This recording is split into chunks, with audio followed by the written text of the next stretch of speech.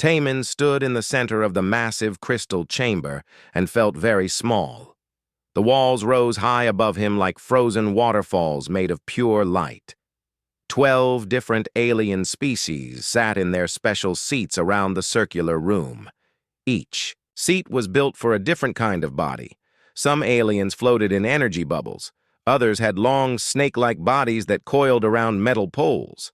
A few looked almost like giant insects with too many eyes. The human delegation had only 3 people. Tae-min was the ambassador. Dr. So-young carried their science reports in a simple tablet. Commander Hyun-woo stood quietly at the back in his plain military uniform. They looked like children next to the aliens. The Vorthak Chancellor spoke first. His voice came from everywhere at once because he was made of pure energy with no solid body. Humans request membership in our Galactic Council. We have studied their species for 1 full year. Our conclusion is simple. They have nothing useful to offer. Tae-min felt his heart sink, but kept his face calm. Honored Chancellor, we believe humans can contribute much to galactic society. We are good at solving problems. We adapt quickly to new situations. We work well together even when we disagree. A sound like grinding metal came from the Krellin representative. It was their way of laughing. Problem solving? Every species solves problems. Adaptation? All successful species adapt. Working together? Even primitive hive insects do this better than humans. The Zenthari delegate's eyes glowed blue as she spoke directly into everyone's minds. Humans cannot speak with thoughts like we do. They make slow sounds with their mouths. How can they communicate properly in a modern galaxy? Dr. So-young stepped forward. May I show our achievements? She activated her tablet, and small blue images appeared in the air. Humans have explored space for less than 100 years. In that time, we have built cities on 3 worlds. We have learned to travel between stars. We have made peace between different human nations that once fought wars.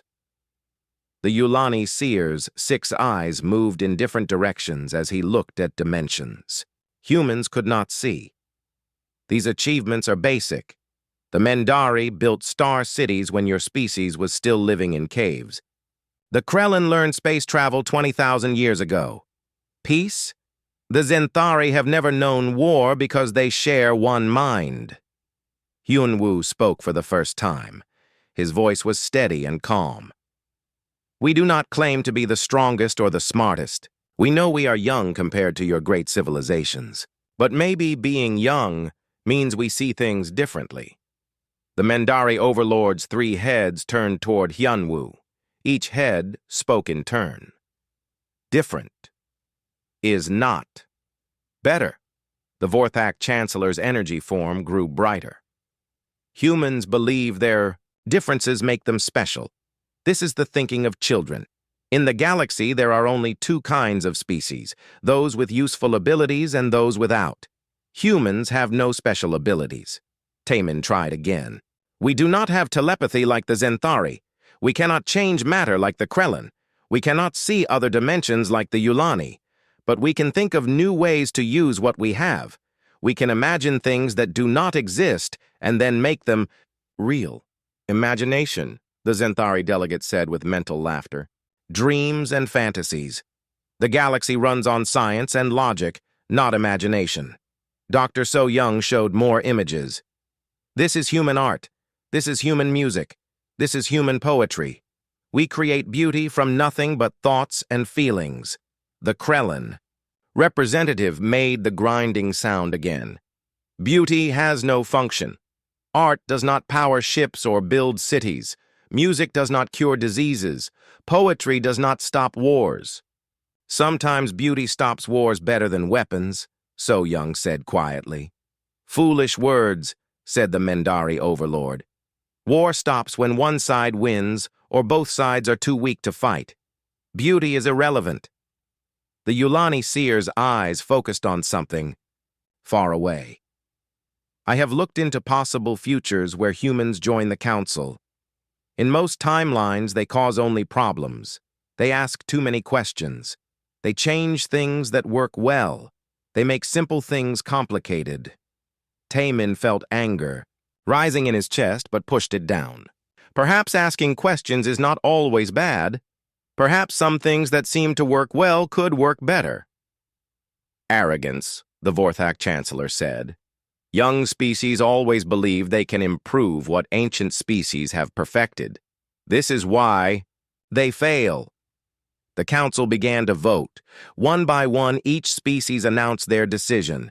Every vote was the same. No, no, no. The humans were rejected by everyone. The decision is final, the Vorthak Chancellor announced. Humans are not suitable for council membership. You may establish a small outpost on asteroid station Rim 7. You will receive basic trade rights and emergency protection. Nothing more. Taemin bowed deeply. We thank the council for their consideration. We accept your decision. As they prepared to leave, Dr. So Young noticed something strange. The Zenthari communication array had a small glitch in its display. The Krellon matter converters were running at 93% efficiency instead of perfect 100%. The Yulani dimensional sensors showed tiny gaps in their readings. She almost mentioned these things, but decided to stay quiet. The aliens had made it clear they did not want human observations about their technology. The three humans walked out of the crystal chamber together. Behind them, the 12 alien species continued their meeting about important galactic matters. None of them paid attention to the small problems in their perfect systems. On the transport ship heading to Rim 7, Hyunwoo finally spoke. They think we are useless. Maybe, Taemin said, but useless and worthless are different things. So Young was still thinking about the glitches she had seen. Their technology is very advanced, much better than ours. But I noticed some small errors. What kind of errors? Taemin asked. The kind that happen when systems become too complex and nobody asks simple questions anymore. 3 days later, they arrived at Rim 7. It was a small asteroid with basic life support and minimal facilities.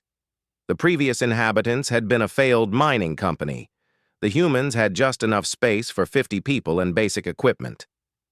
Taemin sent a message back to Earth. Council membership denied. Setting up permanent outpost as planned. Beginning Phase 2. Hyunwoo smiled for the first time since the rejection. They think they know everything about us. Let them think that, Taemin said. Sometimes it is better to be underestimated. So Young was already setting up her equipment to study the strange readings she had detected in the council chamber. Something was wrong with the perfect alien technology, and she was going to find out what it was. The aliens had dismissed humans as useless. Soon they would learn how wrong they were. But first, the humans had work to do on their small, forgotten asteroid far from the center of galactic power.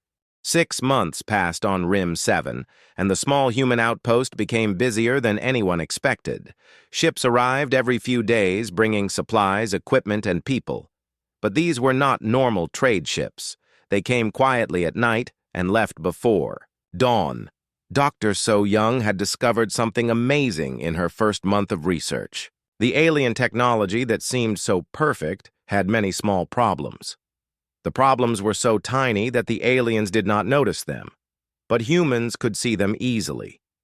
The first request for help came from an unexpected source. A Vorthak energy engineer arrived on a small transport ship. He did not give his name or explain why he was there. He simply showed So Young a data crystal with energy readings. Our main power grid on Vorthak Prime has cascade failures, he said through a translation device. The failures are small, but they happen every day. Our best engineers cannot find the cause. They say the system is perfect. So Young studied the data for 2 hours. Then she called Ji-hoon, a young human engineer who had worked on power grids in Seoul. Ji-hoon looked at the alien readings and scratched his head. This is strange, he said. The energy flows are too smooth. In human power systems, we use small bumps and variations to prevent buildup, but this alien system tries to make everything perfectly smooth. That creates pressure that has to go somewhere. Within 4 hours, Ji-hoon had designed a simple solution. Add tiny random variations to the energy flow. It was the opposite of what Vorthak engineers would think to do. They believed smooth was always better. The Vorthak engineer installed the changes and the cascade failures stopped completely. He left without saying thank you, but 3 days later another Vorthak engineer arrived with a different problem. Soon Miran found herself working on Zenthari communication networks. Miran had once managed traffic flow in Seoul, coordinating millions of cars, buses, and pedestrians. The Zenthari telepathic network was similar but much more complex. The problem is efficiency, the Zenthari representative explained. Our thoughts travel too directly from mind to mind. This creates bottlenecks when many individuals try to communicate at once. Miran studied their system and immediately saw the issue. You need creative chaos, she said. In Seoul traffic, we do not try to make every car take the shortest route. We spread traffic across many routes, even longer ones. This keeps everything moving. The Zenthari engineer was confused. But inefficient routes waste time and energy. Small inefficiencies prevent big breakdowns, Miran explained. Better to have thoughts arrive 1 second late than to have the whole network crash. She taught them to add random delays and alternate pathways to their telepathic communications. The Zenthari were horrified by the idea but desperate enough to try it. Their network efficiency improved by 40% in the first week. Word spread quietly through the galaxy.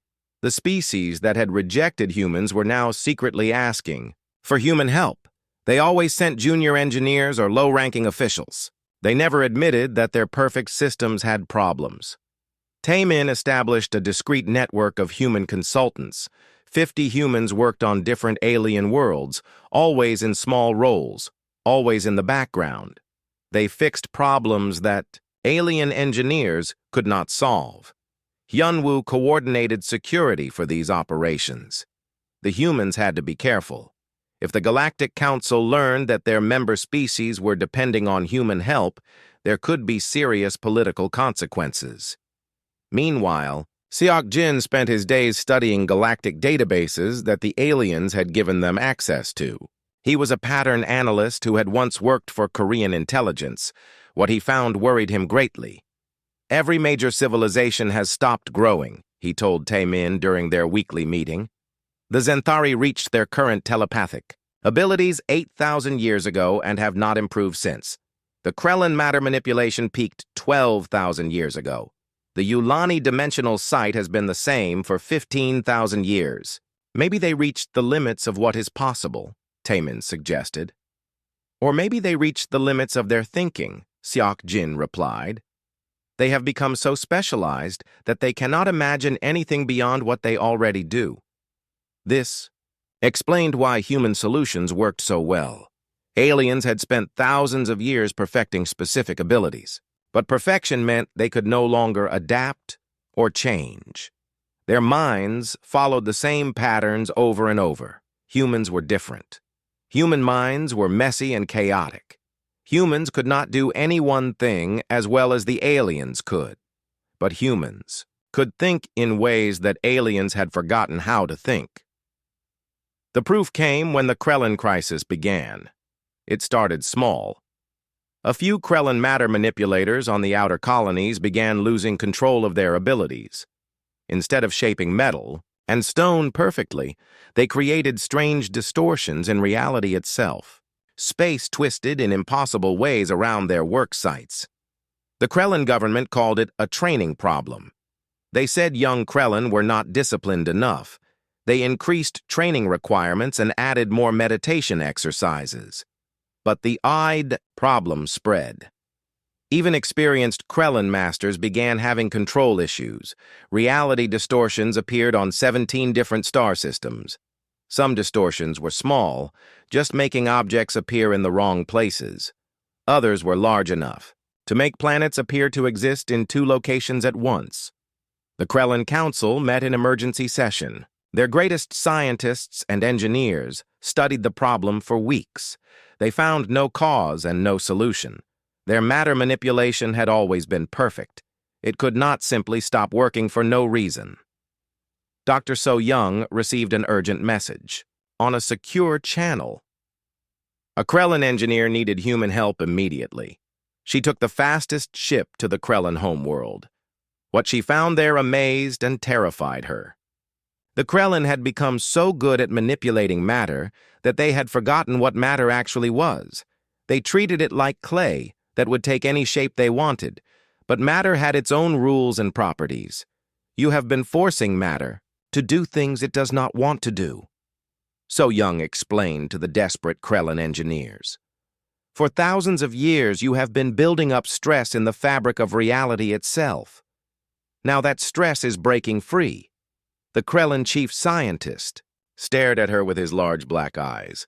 This is impossible. Matter has no will. It obeys our commands perfectly. Matter has patterns and preferences, So Young said. Humans learned this when we first started working with metals and crystals. If you work with the natural patterns, everything is easy. If you work against them, you create problems. She showed them how to feel the natural grain and flow of matter before trying to shape it. It was like carving wood with the grain instead of against it. The Krellin had been carving against the grain of reality for so long that reality was finally fighting back. The Krellin scientists were shocked. Their perfect technique was actually imperfect. Their superior abilities had a fundamental flaw that only humans could see. But they had no choice. The reality distortions were getting worse every day. Some were large enough to affect entire continents. If the problem continued, it could destroy their civilization. Reluctantly, they agreed to try the human approach. So Young spent 3 weeks teaching Krellin engineers to work with matter instead of dominating it. The results were immediate. The reality distortions began to shrink and disappear. But this created a new problem. If the Krellin needed human help to use their most important ability, what did that say about all the other alien civilizations? Seok-Jin had been right. The galaxy was in trouble. Every species had become too perfect at their specialty and lost the ability to adapt. Only humans still knew how to think in new ways. The question was whether the proud alien species would admit they needed help before it was too late. The first sign of the invasion came from the edge of the galaxy, where space was mostly empty. A Yulani deep space monitor named Vel-Tar was scanning distant dimensions when his 6 eyes suddenly went blind. Not dark, but completely empty, as if the dimensions themselves had stopped existing. Vel-Tar sent an emergency message to the Yulani Council. Sector 779 shows dimensional void. All reality layers have vanished. Something is consuming space itself. The Yulani seers gathered in their crystal observatory and focused their combined sight on the affected area. What they saw made no sense. There was nothing there, but the nothing had shape and movement. It was as if holes in reality were walking around and eating everything they touched. Within hours, the void spread to 3 more sectors. Entire star systems simply stopped existing. They did not explode or collapse. They became nothing, leaving behind spaces where space itself was gone. The Galactic Council met in emergency session. For the first time in 1,000 years, all 12 species agreed on something. This was a threat to every living thing in the galaxy. The Zenthari tried to probe the void with their telepathic abilities. The minds that touched the emptiness went insane immediately. They began screaming about thoughts that thought themselves and darkness that shone brighter than stars. The Krellin sent their best matter manipulators to fight the void.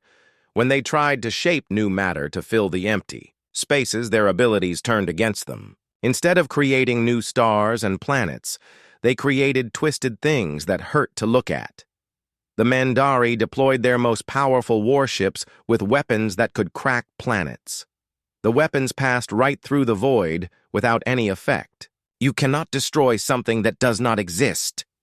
In desperation, the Vorthak tried to energize the empty spaces, thinking they could fill the void with pure power. Instead, their energy was absorbed and turned into something else. The void began to glow with dark light that made stars look dim. Admiral Dong-hyun watched the reports from his small command post on Rim 7. He had been expecting something like this ever since Seok-jin discovered the pattern of stagnation in alien civilizations. A galaxy that could not adapt was a galaxy waiting to die. "What are we fighting?" Tae-min asked during their emergency meeting. Dr. Yeon-ji, who had arrived from Earth just 2 weeks earlier, studied the data carefully. "The aliens call them Voidborn, but I think they are something else. Look at these readings. They exist in the spaces between normal existence. They are what fills the gaps in reality." "I do not understand," Hyun-woo said. "Imagine reality is like a piece of cloth," Yoon-ji explained. "Most of the time we only see the threads. But there are tiny spaces between the threads. The Voidborn live in those spaces. Usually they are too small to matter, but something has made them grow." So Young suddenly understood. The reality distortions. When the Krellin lost control of their matter manipulation, they created cracks in space. The Voidborn are using those cracks to break into our reality. "So, this is our fault?" Tae-min asked. "No," Yoon-ji said firmly. "This is what happens when species become too rigid in their thinking. The Krellin were just the final trigger. The alien species have been creating stress in reality for thousands of years by forcing their abilities beyond natural limits." More reports arrived every hour. The void was spreading faster. Entire sectors of the galaxy were disappearing. Billions of beings were dying, but not in any way that made sense. They were simply ceasing to exist. The alien fleets that tried to fight the Voidborn were destroyed easily.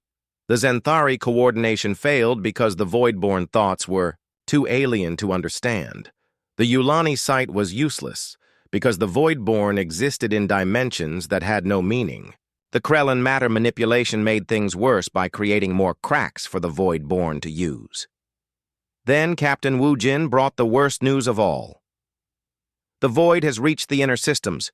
Earth is in the path of the largest Voidborn fleet. We have maybe 2 weeks before they arrive." Tae-min made a decision that surprised everyone. "Send a message to the Galactic Council. Tell them we are willing to help." "Help?" Hyun-woo stared at him. "They rejected us. They said we were useless. Why should we risk human lives to save them?" "Because it is the right thing to do," Tae-min said simply. "And because if we do nothing, humans will die anyway." The message reached the Council during their darkest hour. Half their fleets were gone. The Voidborn were advancing on all fronts. Desperate alien leaders were willing to try anything, but their pride still made them resist. "Humans have no special abilities," the Vorthak Chancellor said. "How can they fight enemies we cannot defeat?" "Maybe that is exactly why we can help," Tae-min replied when they finally agreed to hear his proposal. "You have all become too good at your specialties. Your abilities work perfectly against normal threats, but the Voidborn are not normal." Dr. Yoon-ji presented her analysis to the Council. "The Voidborn exist in the gaps between ordered thoughts. Your minds are too logical and organized. When you try to think about them, you create the patterns they use to predict your actions." "This is nonsense," the Mendari overlord said, with all 3 heads speaking at once. "Logic and order are the foundations of intelligence." "For normal existence, yes," Yoon-ji agreed. "But the Voidborn come from places where logic has no meaning. To fight them, you need minds that can think illogically. You need chaos and contradiction and creative madness." "Impossible," the Zenthari delegate said. "No intelligent species can think without logic." Admiral Dong-hyun stepped forward. "Humans can. We do it every day. We call it inspiration, intuition, creativity, and dreams. Our minds work with chaos instead of fighting it." He showed them recordings from the first successful human encounter with a Void-born scout. Lieutenant Yu Jin had been piloting a reconnaissance ship when she encountered a small void pocket. Instead of trying to analyze it logically, She had followed her instincts and done something completely random. She fired her ship's communications array at the void while singing an old Korean folk song. The combination of random electromagnetic pulses and chaotic sound patterns had somehow disrupted the Voidborn's existence. The void pocket collapsed and the space returned to normal. "It should not work," the Yulani seer said, staring at the recordings with all 6 eyes. "There is no logical reason why songs and random signals would affect beings of anti-logic." "Exactly," Dong-hyun said. "Logic is what they expect. Chaos is what hurts them." The council faced an impossible choice: accept human leadership in the war against the Voidborn, or watch their civilizations be consumed by nothing. The debate lasted 3 hours. Finally, the Vorthak Chancellor made the announcement that changed galactic history forever. By emergency powers, this council grants temporary supreme military authority to the human fleet. Admiral Dong-hyun will coordinate all defensive operations against the Voidborn invasion. For the first time since humans had entered the galaxy, the alien species were willing to follow human leadership. But it might already be too late. The largest Voidborn fleet was only days away from the core systems of galactic civilization. The real test was about to begin. Could human chaos defeat alien perfection's greatest enemy? The survival of every thinking being in the galaxy depended on the answer. Admiral Dong-hyun stood in the command center that had once been the Galactic Council chamber. The beautiful crystal walls now displayed tactical information from across the galaxy. Red zones marked areas consumed by the Voidborn. Yellow zones showed active battles. Green zones were the few safe areas remaining. There was not much green left. "Status report," Dong-hyun ordered. Colonel Min-ho stepped forward with the latest updates. "The Zenthari homeworld fell 6 hours ago. 3 billion minds simply stopped existing. The Krellin core systems are under attack by the largest Voidborn fleet we have seen. Earth Defense Fleet is in position but outnumbered 50-1. Dong-hyun studied the displays. The alien fleets were powerful but fighting the wrong kind of war. They used perfect formations and logical tactics. Against any normal enemy, they would win easily. But the Voidborn fed on predictability. "Begin Operation Chaos Storm," he announced. The plan was something no alien military leader would ever consider. Instead of organized fleet formations, human commanders would scatter their forces randomly across the battlefield. Instead of coordinated attacks, each ship would act independently using pure intuition. Instead of logical target priorities, they would attack whatever felt right in the moment. The aliens watching from their command ships thought the humans had gone insane. Captain Wu Jin led the first test of the new tactics at the Battle for Krellin Prime. His small fleet of 20 human ships approached the massive Voidborn formation that was consuming the planet's 3 moons. "All ships, ignore your instruments," Wu Jin ordered. "Trust your feelings, attack when it feels right, retreat when it feels wrong. Do not try to make sense of anything you see." The human ships broke formation and scattered like leaves in a storm. Each captain followed their own instincts. Some ships flew straight at the Voidborn, others circled around in spirals. A few seemed to retreat, then suddenly charged from unexpected directions. The Voidborn had been advancing steadily by, predicting and countering every logical response from the alien defenders. But they could not predict chaos. Human actions had no pattern because humans were not trying to create patterns. For the first time since the invasion began, the Voidborn advance slowed. Their formations wavered as they tried to process responses. That made no sense. Dr. Haewon had spent weeks developing new weapons based on controlled randomness. Traditional energy weapons fired in straight lines with predictable power levels. Her chaos cannons fired energy that changed direction, intensity, and frequency randomly every microsecond.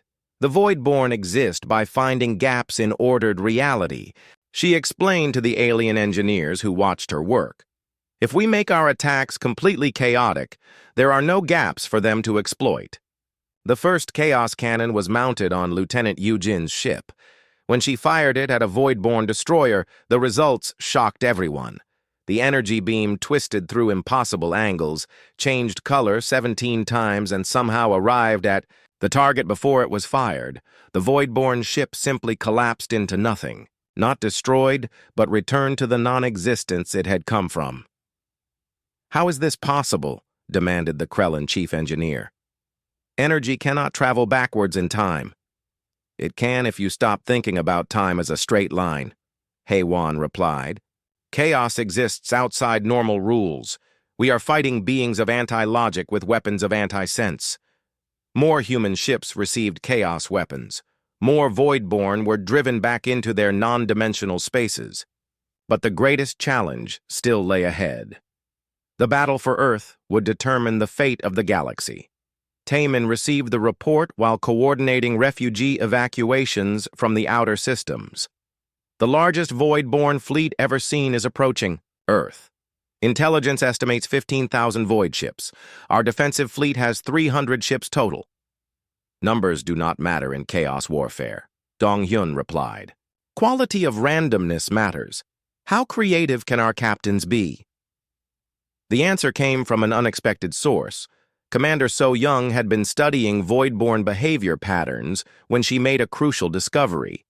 "They are not just consuming reality," she told the emergency planning meeting. "They are trying to understand it. Every time they encounter something logical, they learn from it and become stronger. But chaos hurts them because they cannot learn from something that has no pattern." This gave Taemin an idea that was either brilliant or completely insane. "What if we do not fight them at all?" he suggested. "What if we confuse them so badly that they decide Earth is too chaotic to be worth consuming?" The plan required every human on Earth to participate. Not just the military, but civilians, children, artists, musicians, and poets. Everyone would contribute to creating the most chaotic environment possible. When the void-born fleet arrived at Earth's solar system, they expected to find an organized planetary defense. Instead, they found something that broke their anti-logical minds. Every radio frequency was broadcasting different music at the same time. Children's laughter mixed with opera singers and rock concerts and traditional Korean drums. The electromagnetic spectrum became a symphony of beautiful noise. Artists across the planet created paintings and sculptures that deliberately made no sense. Musicians composed songs that changed key and tempo randomly. Poets wrote verses that contained every emotion at once. The space around Earth filled with ships flying in impossible formations. Some moved in spirals. Others flew backwards while shooting forwards. A few ships were doing barrel rolls while their crews sang folk songs and played classical music. Dr. Yoonji had positioned herself in a specially modified ship at the edge of the battlefield.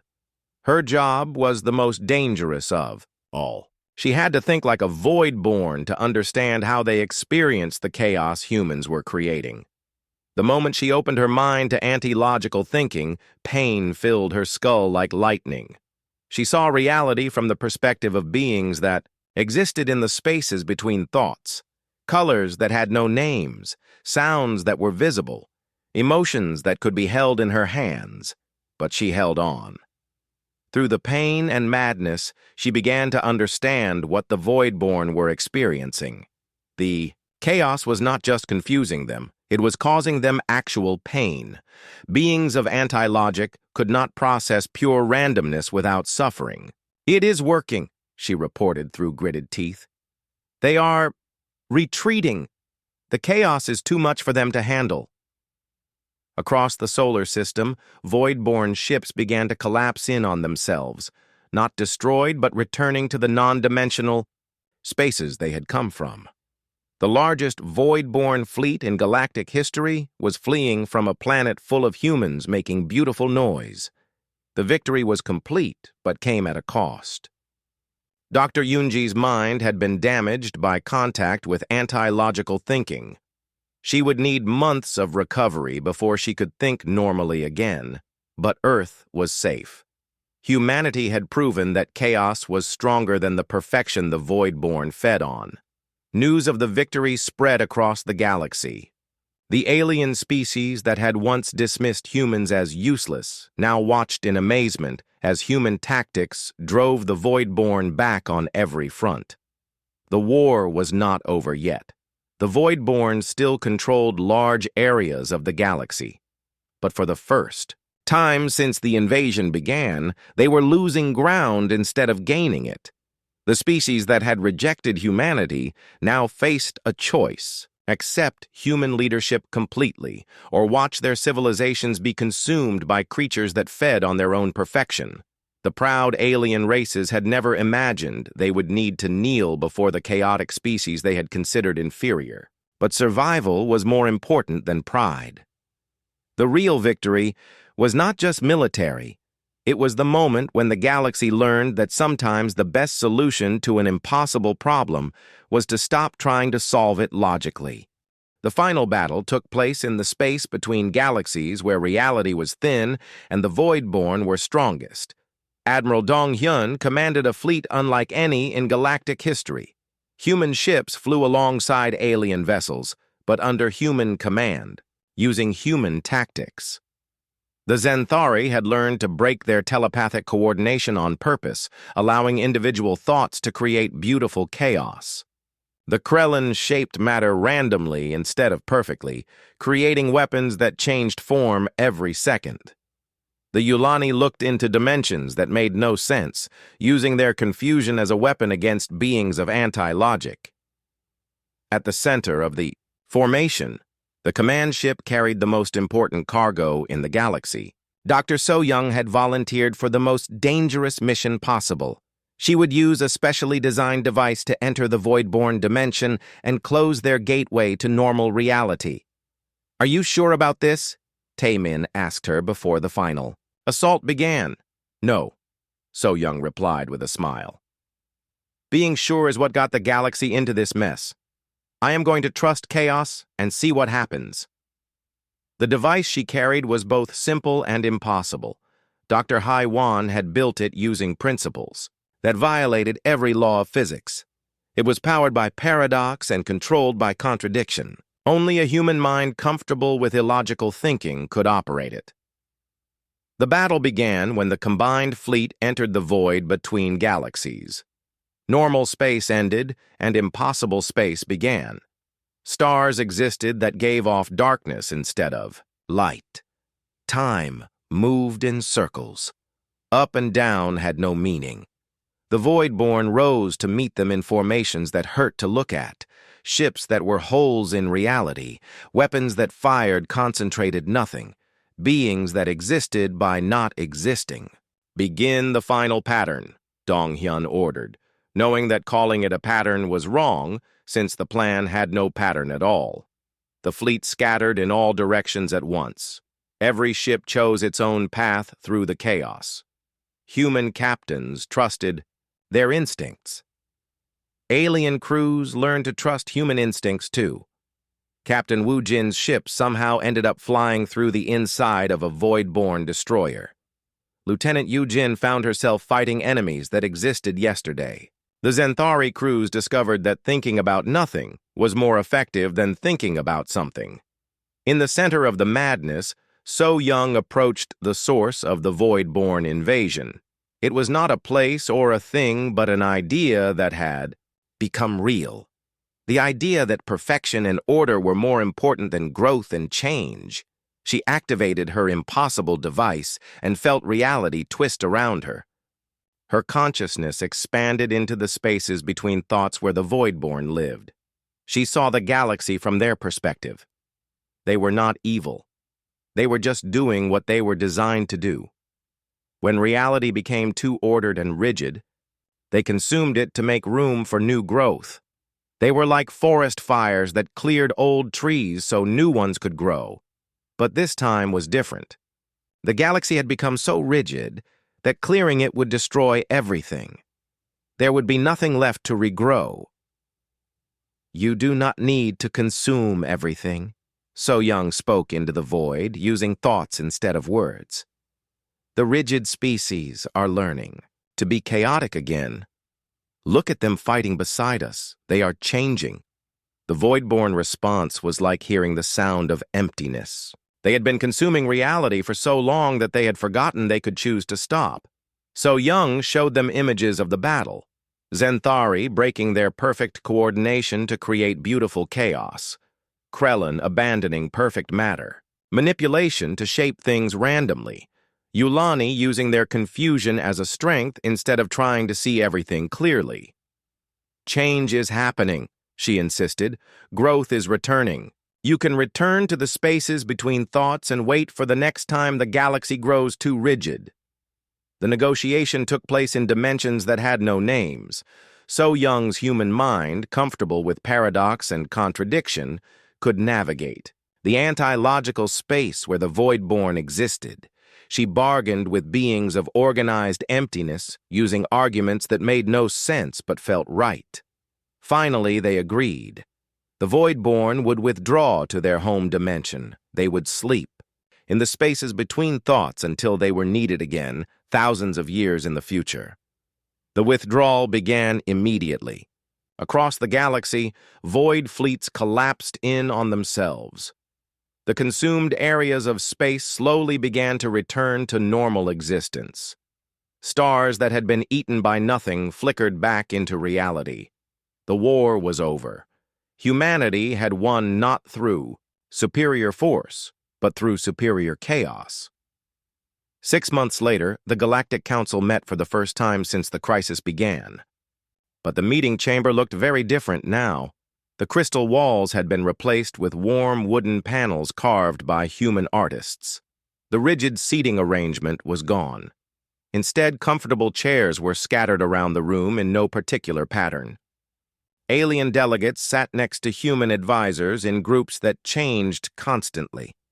At the center of the room, where the Vorthak Chancellor had once floated in his energy bubble, Taemin sat in a simple wooden chair. He wore no crown or symbol of authority.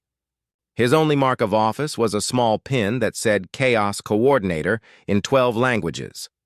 Around him, the former rulers of galactic civilization had taken new positions. The Vorthak Chancellor served as energy advisor. The Zenthari delegate was communication specialist. The Krellin representative had become chief of adaptive engineering. They were not exactly kneeling, but they had humbled themselves before the species they had once dismissed as useless. Today we vote on the new growth protocol, Taemin announced. Dr. So Young will explain the proposal. So Young stood and activated a holographic display that showed the galaxy's current state. Every species must spend time learning to think chaotically. The Zenthari will practice breaking their telepathic links. The Krellin will create imperfect art. The Yulani will study things that make no sense. This seems inefficient, the Mendari representative said, though without the arrogance of the old days. Inefficiency prevents stagnation, So Young replied. Perfect systems eventually stop growing. Imperfect systems can always improve. The vote was unanimous. Every species agreed. To the human proposal, Elder Junseo, the oldest human diplomat, gave the closing speech. He was 90 years old and had lived through humanity's entire relationship with the galaxy. You believed we were useless because we did not fit your idea of perfection, he said to the assembled delegates. You forgot that life itself is chaotic. Evolution works through random changes. Growth requires mistakes. Creativity comes from breaking rules. He looked around the room at beings who had once considered themselves superior to humanity. You tried to become perfect at your specialties, but perfection is death. Only chaos is alive. Only confusion can learn. Only those who embrace their own limitations can grow beyond them. The Vorthak Chancellor flickered with what might have been embarrassment. We owe humanity an apology and our gratitude. You owe us nothing, Taemin said. We helped because it was right. Now we all help each other because that is what families do. That word, families, marked the real change. The Galactic Council was no longer a formal alliance of separate species. It had become something new, a chaotic, growing learning community where everyone contributed their strengths and admitted their weaknesses. Dr. Hai Wan established the Academy of Adaptive Sciences on the former site of the Zenthari Perfect Mind Institute. Alien students came to learn the human arts of creative thinking, productive confusion, and useful failure. Commander Hyun Woo founded the Integrated Defense Forces, where rigid military doctrine was replaced by flexible response teams. Every unit included humans and aliens learning to work together in beautifully chaotic harmony. The greatest symbol of the new order was the memorial garden built where the first council chamber had stood. Instead of the cold crystal perfection of alien architecture, it was filled with plants from hundreds of worlds growing together in organized randomness. At the center of the garden stood a simple stone with an inscription in every galactic language, in memory of the rigid thinking that nearly destroyed us all. May we never forget that imperfection is the beginning of improvement. Taemin often walked in the garden during quiet moments. Sometimes alien children played there, learning human, games that had no clear rules or winners. Sometimes elderly aliens sat on benches discussing poetry that made no logical sense but felt emotionally true. The galaxy had been saved not by becoming more perfect, but by learning to be beautifully imperfect. The species that had once dismissed humanity as chaotic and useless now understood that chaos and apparent uselessness were exactly what they needed to stay alive and growing. Humanity had found its place in the galaxy not by becoming like the aliens, but by teaching the aliens to become a little more human. The greatest victory was not conquest, but conversion. The mightiest species in the galaxy had learned to kneel before the power of creative chaos. And in learning to kneel, they had discovered how to dance.